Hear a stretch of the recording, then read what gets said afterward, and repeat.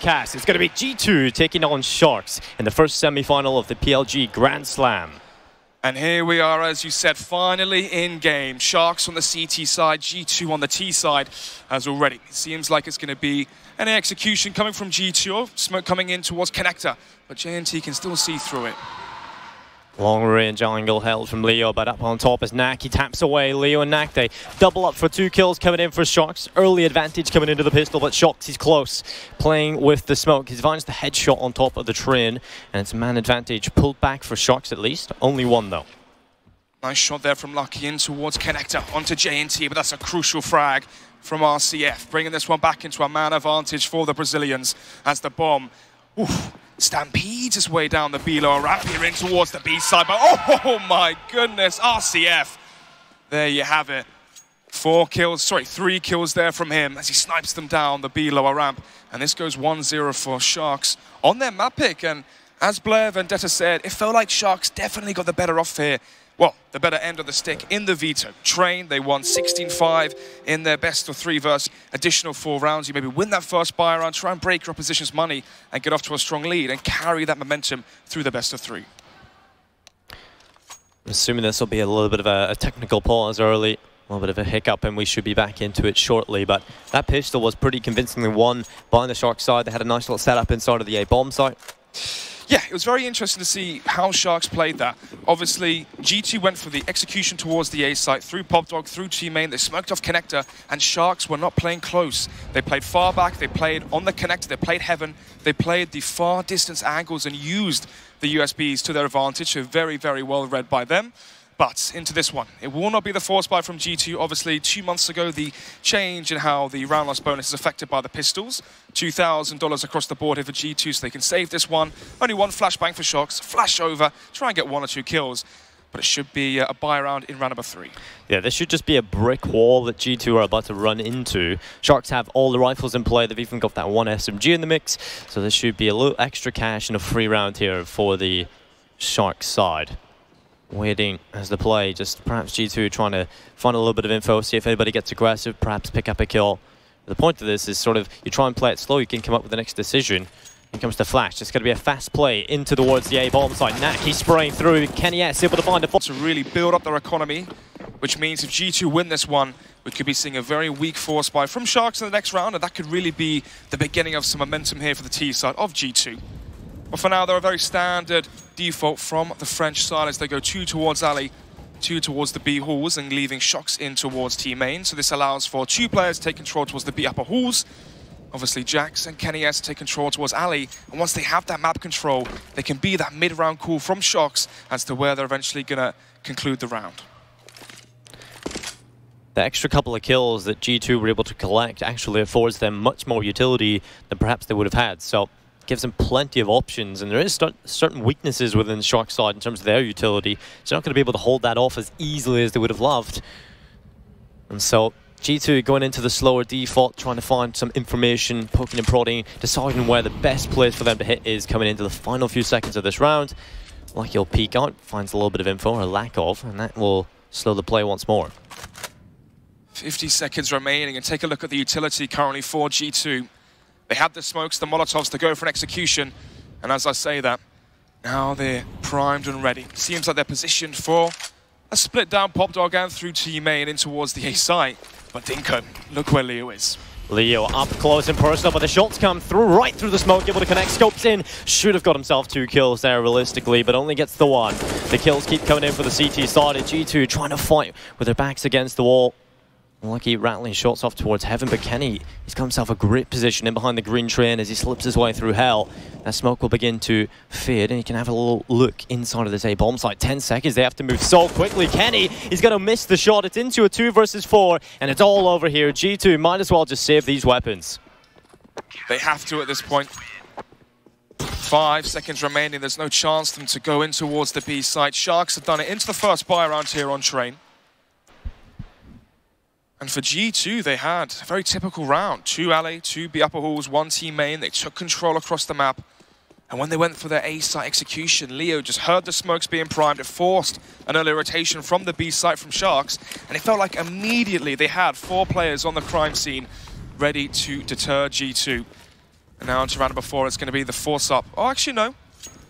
Obviously, Lucky and Shock saved with the bomb not going down, which meant they got no round loss bonus. Apart from that, the rest of the players from G2 have saved, but they have got a Deagle, CZ, and P250 at least with some light utility. So maybe there's a chance into this round for them to have an upset. But so far, 3 players here towards Ali. It could be a simple contact play from the pistols. But Leo, once again, close towards Team main, searching for that first kill. But Lucky so far playing nice and passive. Doesn't want to take the early risk. G2 looking to try and gather info, but Leo using the AUG close angle. Knack and Exit will help each other out, get themselves the easy sweep up as Sharks will get 4 and drop all 5 players of G2 without taking a fatality themselves. So an excellent start from the Sharks side. 4-0 as we head into round number 5. In terms of money as well, we saw 2 players save, so they're going to be fairly broke into this one. Could argue for an eco in this current round, but then again, they might force it.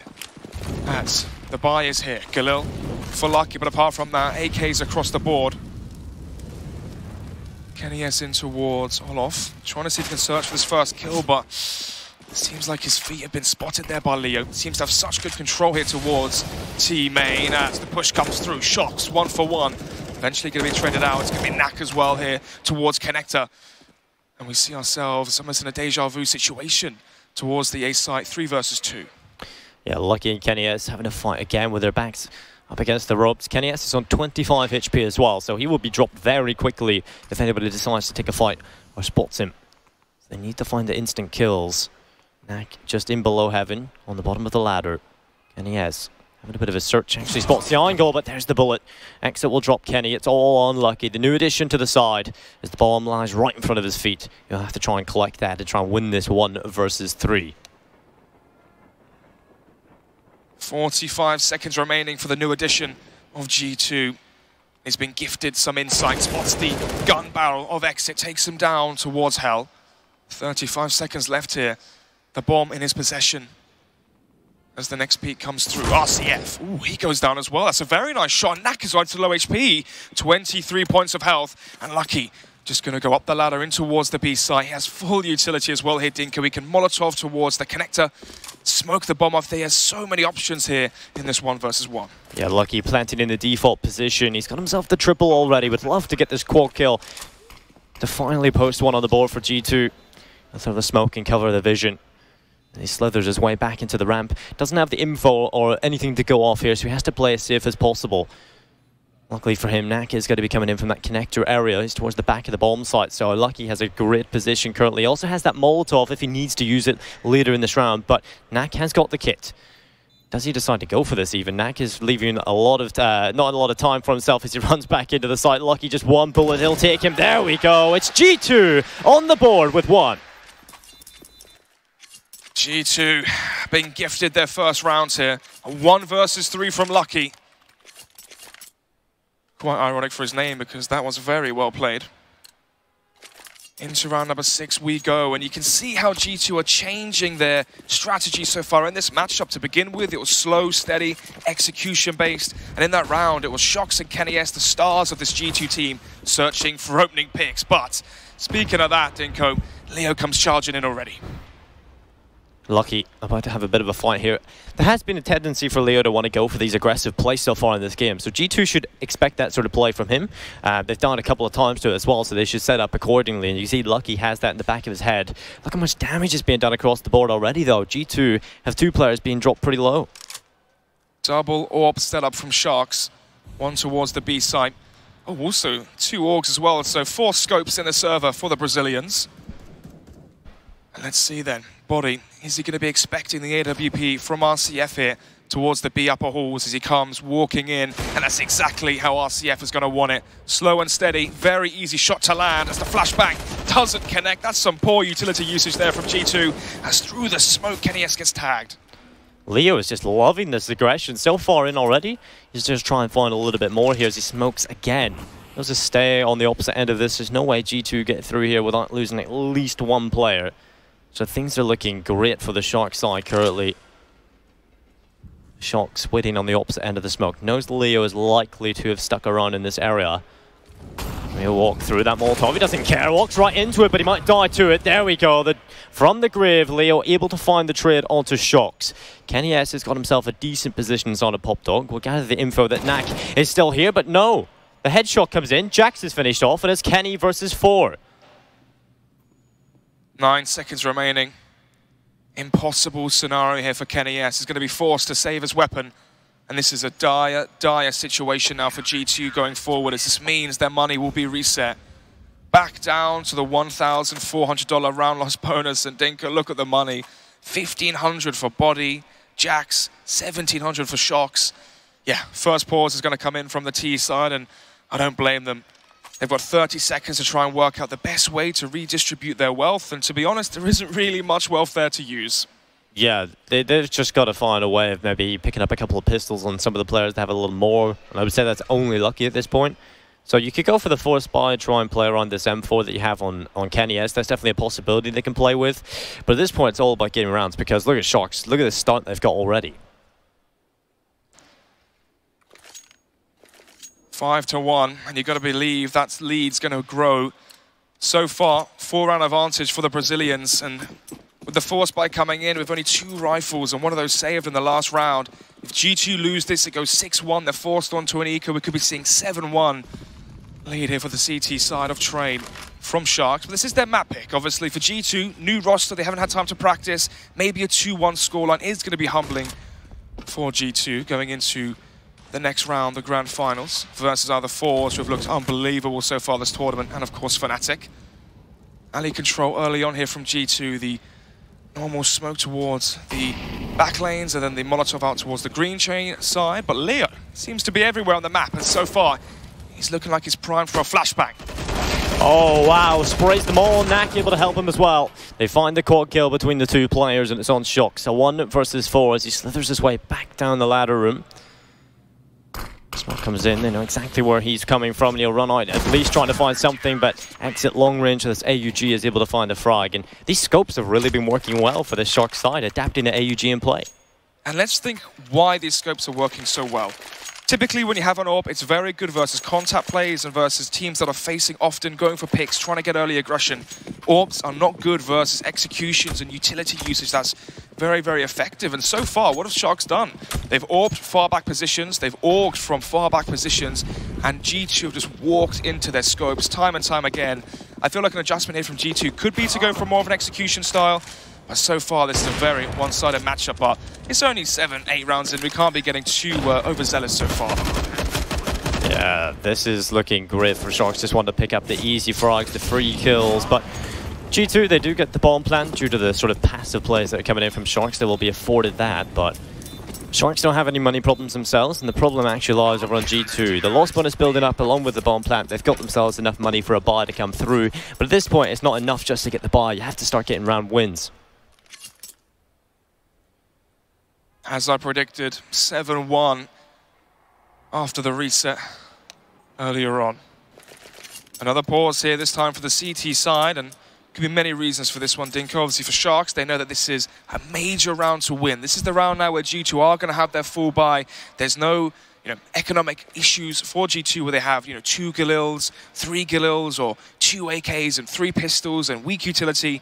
This is the full buy from G2. This is where they have the full assortment to use to their advantage. So for Sharks, are they going to get very aggressive this time? Try and change up the tempo, go for a flash push towards Ali, go for a B upper push, do something, throw a spanner in the works and catch G2 off guard. And if they can win this round as well, they've already won the half at 8. So coming into this one then, Sharks keeping to the 4 scopes set up, 2 AWPs and 2 AUGs as well. And for G2, they're going back to the 2-1-2 default. Actually, no one going in towards teammates. That could signal. Oh, what is this? RCF going for the suicide play up towards Brown Halls, right into the Molotov he goes, unable to find the kill, of course, but falls back safely. Elsewhere, J&T is able to find the opening as Kenny S is dropped in the battle of the ops. It's Sharks to win that. Yeah, aggressive with the op towards B upper, aggressive with the op towards Ali. Very, very well played from Sharks as they pushed against the default from G2. We haven't seen the AWP from Sharks work well so far towards Ali, so that slight adjustment catching Kenny S off guard as he went for the peak. And now 5 versus 4, look how passive Sharks are playing. They know they have the lead. They need 1 kill before the bomb goes down, try and play a 5 versus 3 retake. And with the utility, the 4 Molotovs they had, the defuse kits, the flashbangs, well, they could run this clock dry. 15 seconds left. Seems like they're going to be poised for an assault towards the B site. They're trying to fake the smokes through Pop Dog towards A. But it seems like Sharks won't be budging just yet. They've still got the AWP here from RCF. And of course, Knack, the in-game leader and captain, to show us how to lead by example. Waiting for this inevitable push towards the lower rampart is Knack. He's got the Molotov, so this should delay, but he comes through, panics, jumps, sprays for the headshot as Jax has dropped. Knack able to double up, and his teammate are coming in to help him as well. Knack is doing a lot of work as he shuts them all down. JNT coming in with a follow-up. G2 are eliminated cleanly once more as Sharks are in control. Strange to see G2 unable to trade the kill there onto Knack. Even jumped as well, as very obvious where he was. Found the first 2 kills. That player running in underneath Heaven should have been able to get the trade frag and allow the bomb to at least be planted to give them some extra cash in this 10th round. Instead, 8-1 for Sharks, and only 10 rounds in, Dinka, they've already won the half as a bare minimum. AWP here changed. Different angle from RCF. Very risky to play this up close versus pistols, and we might see why. Oh, that's exactly why. Jax instantly blisters the head of RCF off of his shoulders, opens up the B bomb site. It's under a lot of pressure, but Leo gets aggressive through the smoke himself as he sprays, he connects, he looks for a little bit more, whiffing the shots, gets himself the double. Lucky follows up with a quick 2 kills. And it's into a 3 versus 2. Finally, G2 have an advantage coming into this retake. Shox gets aggressive, moves in, sprays with the CZ, it's all on exit. He gets one with the HE, sprays for the other. It's into a 1 versus 1. Kenny S up against exit. 8 HP on Kenny S. This is going to be so difficult. Exit moving his way. Kenny on the oil train. The headshot comes in, and Exit hits the huge clutch. HE grenade to get the first. Shox was already on low HP up close. Kenny S as well. 1 shot from the AUG is all it took from Exit, and you can hear the roar from the Brazilians as well. Known for how passionate they are and how invested they are into this game. And right now that passion is paying off. They're pumped up and they're 8 rounds in the lead so far on their CT side of Train. Next map being Dust 2, and Kenny S has looked unbelievable so far on the 2 maps we've seen on Dust 2 against Avantgarde and Hellraisers. Round number 11. 2 orbs here for G2. Yeah, this is what we like to see. You know, Shox and Kenny S used to whip out that double up setup. It used to be very potent. Let's see if it comes into play here. This could be the play. You know, generally on the T side, you don't see the double up come through as much. There have been times I've seen it used. Typically it is G2 that do whip out the double op setup, and the power of the double op setup is if you shoot the AWP towards T main, the AWP on the CT side, JNT in this example, doesn't expect the second AWP towards Ali and would overface, overpeak, and give that kill away. And this is exactly what Shox was searching for. Exit never expected an AWP to be towards Ali after it was shot towards T main. And the great thing about the double up setup, Dinko, is the early picks. The problem is transitioning this into the round win could be very difficult with 2 AWPs as they are pushing in towards the sites. The rifles are very pivotal now. They have to get the entry frags. This could be great if Shox is able to spot that player. Knack, the information has been gathered that he is towards this part of the bomb site, and Shox doesn't rattle the shot off though. G2 wants to deploy some pressure into the A bomb site. Knack coming in from behind towards Ivy. Surely the info should be there. Lucky elsewhere, finding the kill. It's Leo drop. Knack plays with a gap in the smoke. He's able to find the kill onto Jax, but Shox is still there. Kills coming through, his body's able to connect, and it's Knack and JNT having to make the big play here for Sharks. Otherwise, G2 are about to post 2 as the shots keep coming through. Lucky connects again, and JNT with a near impossible task of winning a 1 versus 4. They know exactly where he is, and he's gone up against all of those weapons from G2. Has the smoke though, so he can cover his tracks. Playing for exit kills here as he knows the money is so low right now for G2. Manages to get away, goes for the reface again. Very confident here from Sharks as they have so much cash as well. 10,000 for JNT, 10,000 for exit as well, so 5 figures in the bank already. Just like Just Harry yesterday. So, gonna be hunted down, gonna go down to body. 2-9. G2 survived with 4 players, which is better than the last one. When it was that clutch from Lucky where managed to get it to 4-1, but they instantly lost that next round. It went 5-1, their money was shattered. And they were back on those pistols and reset. It didn't really end too well. But into the next round then, 9-2. Let's see what Sharks are going to change before they gave away the opening picks to the AWPs. Let's see if they make that same mistake. We've seen so many scopes in play in this game so far. Double up setup on both sides, the AUG on both sides. It's starting to get very interesting. Leo looks to try and find more success early towards that team in area. He's gone aggressive quite a few times. This time taking a little bit more of a passive angle up on top of that brown train. He can still look in towards this angle though, and Lucky needs to be careful he doesn't lose his head, as this gap is very tantalizing for Leo's AUG. Utility in towards Ali. Smoke here from JNT will slow down G2 so far and take 15 seconds off of the clock. Lucky here holding for some aggression in towards team main, as he's seen so far many rounds from Leo. Oh, okay, the double drop down from Kenny S and Body. Good trade there from Kenny S, so it's a 4 versus 4, but they may have given away their game plan. Leo in a great position here, the off angle towards Electra, gets hit by the grenade though, and it might give away the sound cue, but I'm not sure if Kenny S did hear it. JNT gets the frag as well onto Jax in towards Ali, and right now this is all falling apart piece by piece for G2. 30 seconds remaining, and remember Dinko, this is the reset. 30 seconds left. G2 ready to go inside of this B bomb site.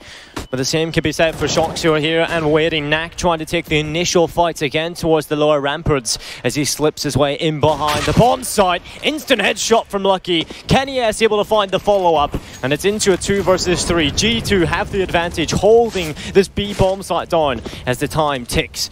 RCF looking his way in, but Shox is able to find the frag with the AWP. RCS has to make the big play, a 1 versus 3. He flicks, but not the shot, as Lucky able to connect. It's going to be another round of the board for G2 as they're starting to pick up pace. Very good recovery there from G2. Initially the 5 versus 3. As they came in towards the B site, they found the entry, get the bomb site in their control, and very well played there from Kenny S. Not only getting the opening frag to trade that initial kill, but also to snipe them down as they try to rotate in during the retake. 9-3 then, as I believe we're in a pause. To be honest, I'm not sure, but it would make sense. 2 rounds, 1 in a row for G2, so Sharks could be trying to recalibrate themselves on their CT side defense, trying to work out how and why they are losing rounds currently. Obviously before, G2 were playing a very aggressive style, just walking into their orgs, walking into the AWPs as well that was spread across the map, and it seems like now for G2, they're the ones AWPing, holding angles, allowing for players to walk into them. So for Sharks, I'd like to see them play a bit more passive here, allow to see what G2 have to offer, and then make your call off of that. And you can see now, we don't have anyone playing in towards team main, no one playing in towards Ali. But that could change if Leo wants to get hungry for some early information. No one early as well towards the B upper halls from G2. And it's going to be RCF to take full advantage of that. And that should allow for the rotation from JNT with the AWP to go back towards that A bomb site and give a bit more firepower there. You were saying earlier, you know, the double up setup for G2 will work on the T side or make it easier if they find those openings. But if you're Sharks and you don't get aggressive, you don't give those opportunities to get the openings, it's going to be much more difficult for G2 to find a way into the bomb sites or anywhere, in fact. So they've got to be very careful in that, and they have to try and find their way through to try and find a frag. No smokes remaining for Sharks with 55 seconds left. Oh! And Shox though to give away the early tag, down to 2 HP, somehow survives. But Leo getting too aggressive here, concedes the first kill to Lucky. 45 seconds remaining as this Knack rotates in.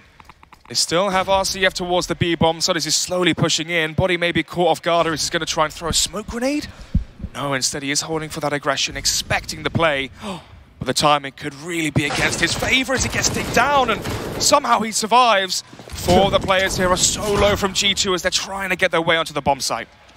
Already with the control though, Shock's able to find a frag on the exit. Nat coming in, he's trying to double up, he topples the tower. He finds the 2 frags and Kenny S left into a 1 versus 3 with 10 seconds. This has been so much of a problem for G2. They've left the time so late, and as Kenny S having to save once more. In a moment of 2 rounds, we've seen the rise and fall of the double AWP setup.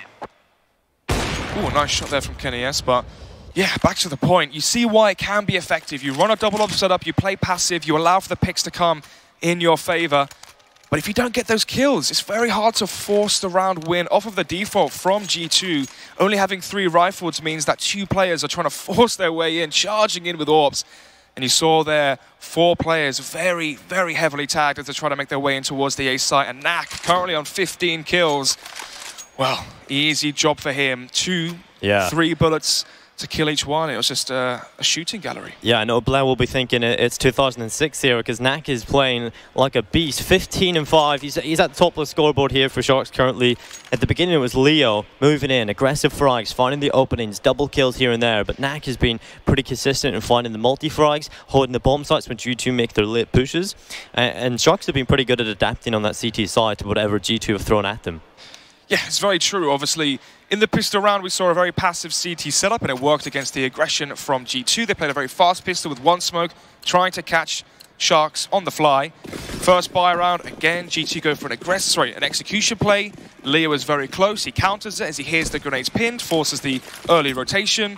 The round after that, they read it again as G2 played aggressive and Sharks played passive. So far in this game of chess, Sharks have always had the upper hand, and Knack, I've got to, be very honest here, 15 kills already as the captain, and to be out-reading Shocks this early on is very impressive as, once again, G2, like fish in a barrel, just getting brought down to lower HP as they're trying to force their way in towards the A site. First kill for Leo. Sharks make it to 11. Yeah, a little bit of a change in pace here from G2 as they try and impact onto the bomb site. Knack here on the spot, finally eliminated. His body is able to drop him. He's looking for more in here as well. Body playing with a gap in the trains. He's dropped to 3 HP. Shocks the body left. Oh, that's it. Then Kobe slam dunk comes in. And Body's finished off. Shocks we find, and that is it. 11-3. Sharks really bringing home the bagels. The bagels. The Brazilian barbecue. Yeah. So, 11-3. I'd like to see a pause here called by G2 as they really need this last round. The mental difference between an 11-4 half and a 12-3 is huge. Then again, with the new pistol changes, is it as much as it was before? If you did lose 11-4, you felt like you could win that pistol, make it 11-7, and come back into the second half. But for now, they are going to go straight into it. Grouping up towards the B site, contact plays off the back of the rifles, but they have been spotted so far. The bomb not seen as of yet, so Sharks don't know it is a simple contact play towards B as of now. Exit will be forced back momentarily by the Molotov. No AWPs here for Sharks, and that could be a read that they expect an execution.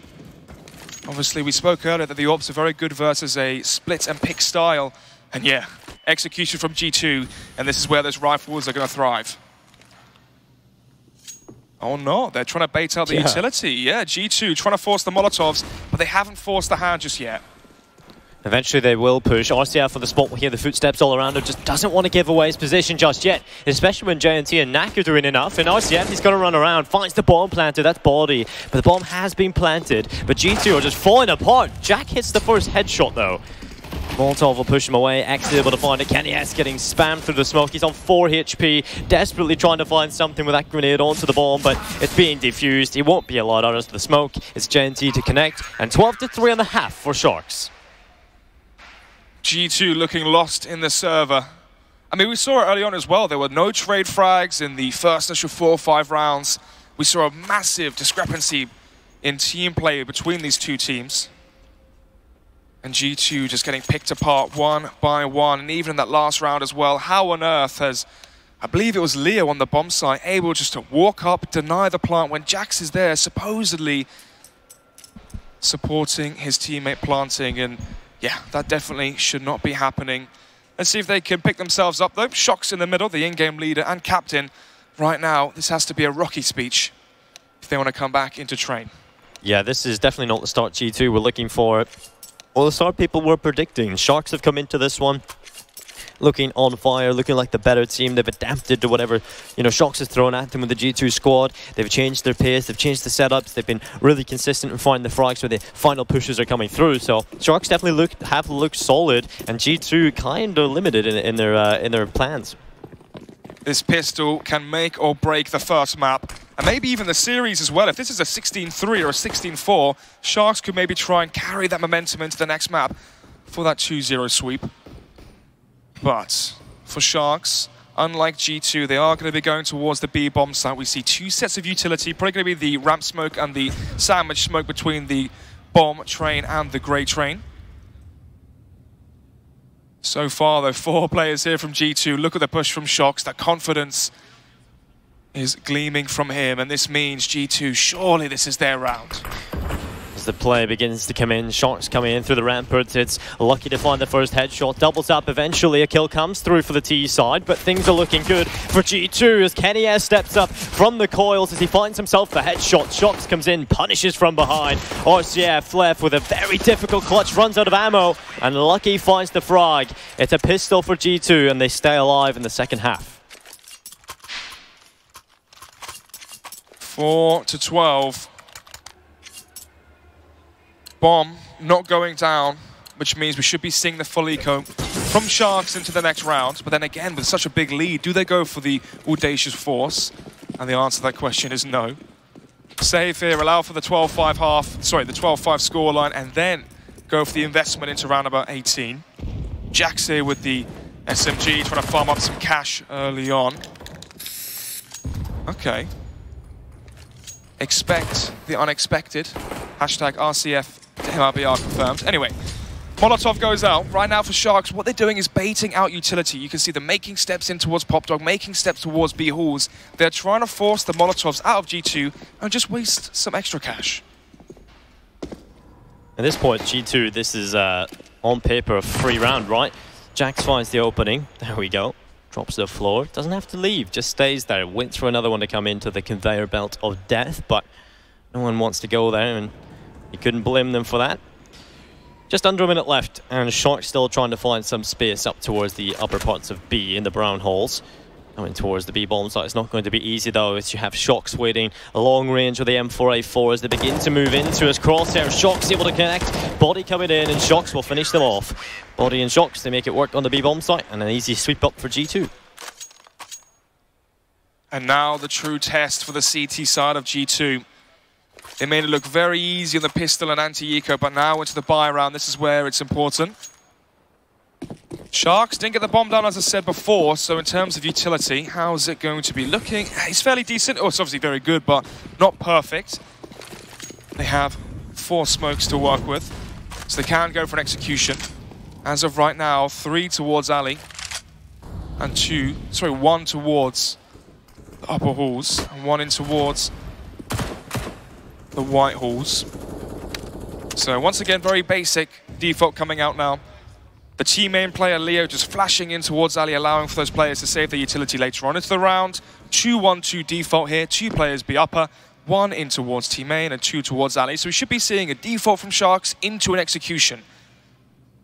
And if so, G2 currently have 3 SMGs, and they've stacked 3 of them, or 3 players towards that B bomb site. Sharks have quite a bit of control towards Ivy. Lucky just jumping back and forth, trying to find the info. And that's the info gathered. The smoke comes through, and Lucky will move into a more aggressive angle. Do they expect him to be here? Surely they still check it, and they spray through. Lucky will throw a grenade in reply, but no damage done, or no substantial damage done. But Lucky, this is a really one-and-done angle. You know, if they push through that smoke, he's dropped. Maybe he gets 1, but other than that, he's gone. So he'll fall back a little more passive. Seems like they're going to be going for a play in towards alley. 3 players here waiting for the flashbang, and here it is, pushing in towards the backlines though. This could be a B split if they wanted to, or simply they can wrap in from behind towards the A bomb site. But Dinko, there's only 15 seconds left. This decision has to be made immediately, and Lucky could deny it completely.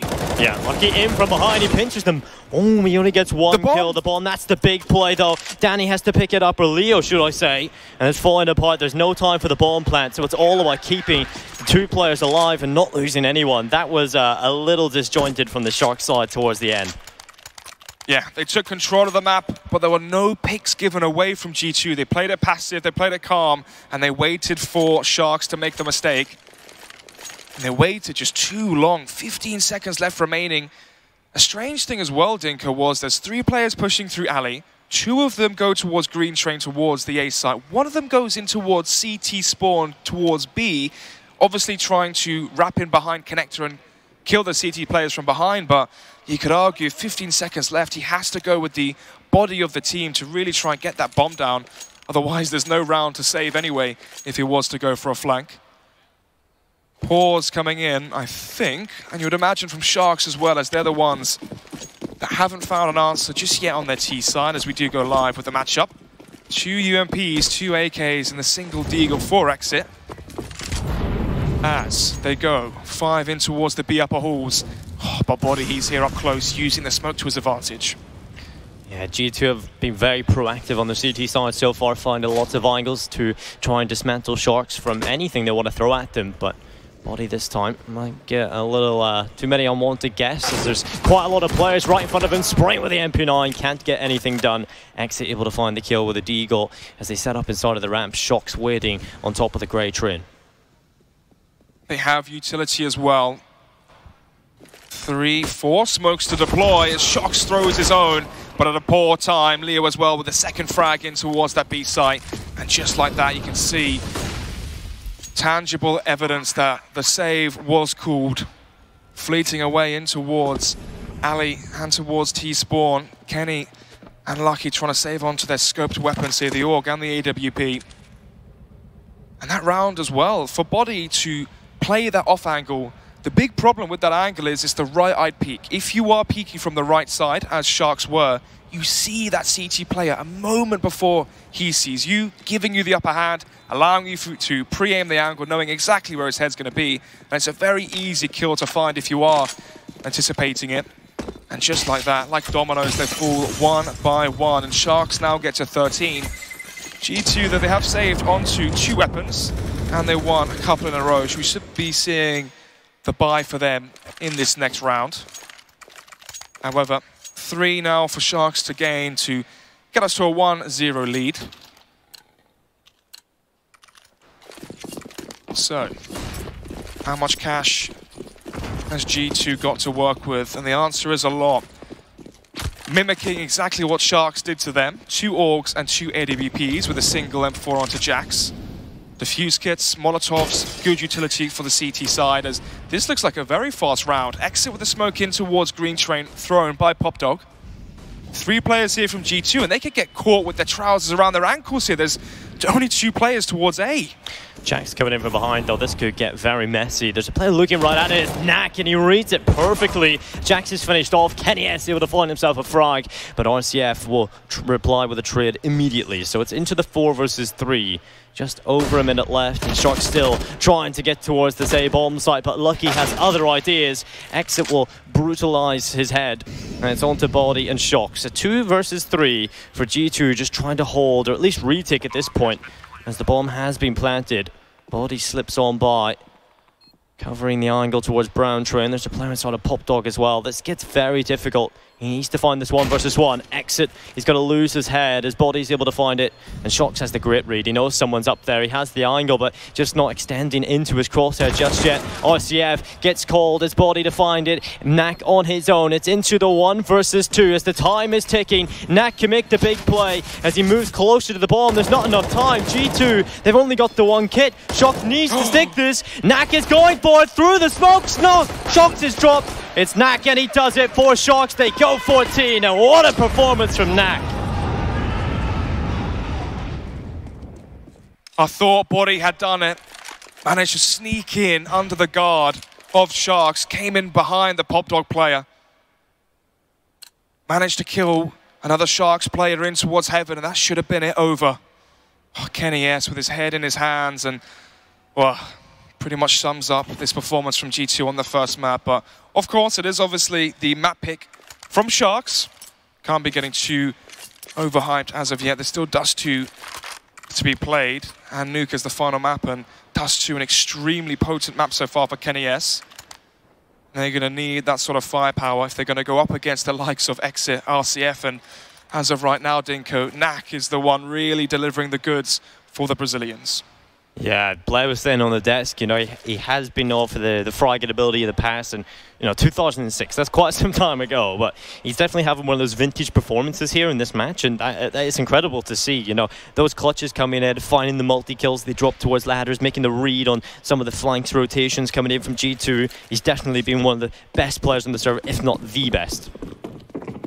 When you factor in as well the cooling he's had, being able to out-cool Shox and preemptively have the right game plan for everything G2 threw at them on their T side, you really have to be saying, or taking your hat off to Knack for this performance. But still chance for G2 to at least get some rounds on the board, some confidence back in their favor as Lucky flashed in towards Ali.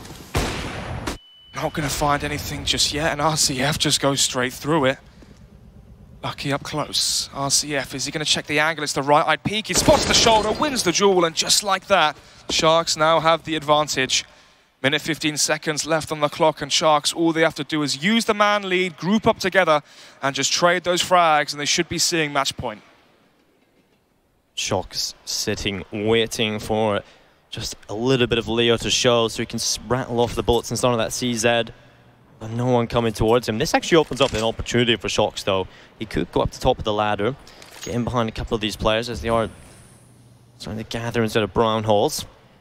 They know it's a possibility, and the execute will come in towards the B-bomb site. The smokes get tossed on and over. Only body here for G2, so they've got to dispense with him very quickly, rattling the shots through the smoke with the AUG. But Sharks have control. They're walking right through, and Sharks is in behind. Sharks finds himself one, not enough, and Leo will finally get the trade. Exit finding follow-ups, it's kills all over the board for Sharks, and it's going to be map point here on Train. The right place, just the wrong weapon for Sharks. All down to Jax into a 1 versus 2. Maybe there's a kit on the floor he can retrieve and give himself a few extra seconds in the 1 versus 2. Push coming in, off angle from Knack. Unexpected from Jax. 15-6. 11 match points now for Sharks to close out this first map in very convincing fashion. Yeah, and it's likely they're able to do it here, right? You look at the buy from G2, it's not looking good at all. Only the one rifle, and that rifle is a FAMAS. So things aren't looking too great for G2. They've got utility, yes, they've got a couple of pistols. I think the biggest factor here is the caliber of players on those pistols. You've really got to rely on the individual skill here. Oh, of course, if you think back as well, 2014, the French teams were notorious for their 5.7 and pistol plays. They were called LDLCZ for a reason. However, well, this whole tournament's been a bit of a blast from the past. Harry winning $10,000 in Medal of Honor from 14 years ago, 15 years ago. Knack going back, rolling back the years to 2016 numbers. However, does seem to all be said and done here. Last round, potentially as Shox comes up the ladder, but falls down to his demise. 5 versus 4, minute left on the clock. Push in towards Ali, a good flashbang, but can't quite connect the shots with the Desert Eagle. Lucky falls. Another flashbang is very good, and so is the spray from Jax. Maybe they can bring this one back. Advantage is there for Sharks. YCF playing with a gap in the smoke, but yes, like you said, G2 still have that chance coming into this round. Kenny has there, spots the feet of Exit, will give away his position by telegraphing that he's there with that one bullet from the 5.7 being rattled, but Knack finding another kill. Body strikes into action as he finds himself the AK. He could maybe do this, it has to be a hero play for Body. He finds the headshot, that's the bomb drop. Follow-up coming in for Body. It's all onto Body, Knack in the 1 versus 1. We've seen the hero performances, and again he will clutch. It's Sharks 16-6 as they end Train in favor of themselves. So close there for Body, but unfortunately, as you said, it falls in favor for Sharks. 16-6, would you believe it? And just like that, Train ends. Yeah, that was an incredible performance from Sharks. You know, Knack really up there at the